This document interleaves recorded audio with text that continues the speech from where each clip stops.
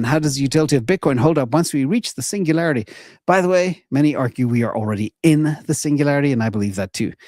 As agentic AI begins to evolve, much like how models already have created their own private languages to communicate, is it more likely that they'll abandon human-made crypto in favor of autonomously generated AI-native digital currencies? Great question. Hey, B-Man, I-Man, and B-Man together. AI agents. This is interesting. I love these questions because they make me think too. And the reality today, April 2026, AI, they can't open bank accounts. They can't pass identity checks. They can't hold fiat cash, but they can use cryptographic rails to transact. And we're seeing a lot of that happen with stablecoins on things like Solana, X402 protocol. And we're already seeing autonomous agents utilizing stablecoins all over the place to buy stuff, to buy service space, trade data, trade stuff, trade crypto, and execute anything necessary. And the economy is machine to machine.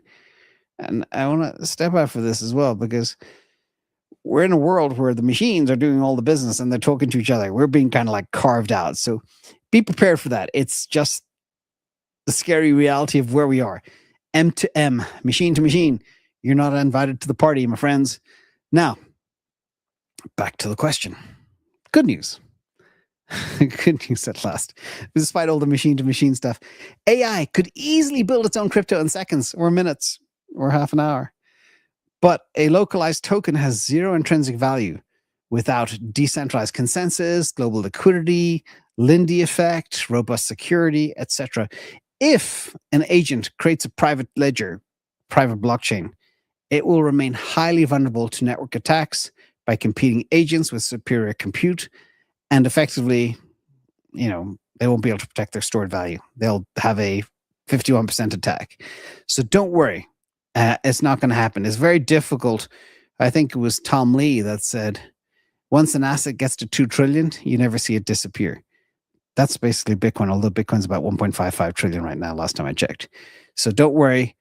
It'll happen. There'll be lots of poop coins, just the same way there's like 3 million cryptos out there. 99.99% of them will go to zero. But focus on the big ones that matter. And another thing that is interesting as well, for the world we live in, this is the post-scarcity paradox. With the abundance that's coming with AGI, robotics, cheap energy, we'll be able to make almost anything physical in unlimited quantities. Houses, cars, foods, gadgets, marginal cost, even energy. Maybe if you solve fusion, we'll have unlimited energy as well, better solar panels. And when abundance is the default, this is the key part here.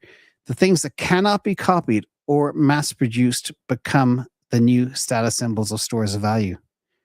Okay, Bitcoin is the purest digital example of that.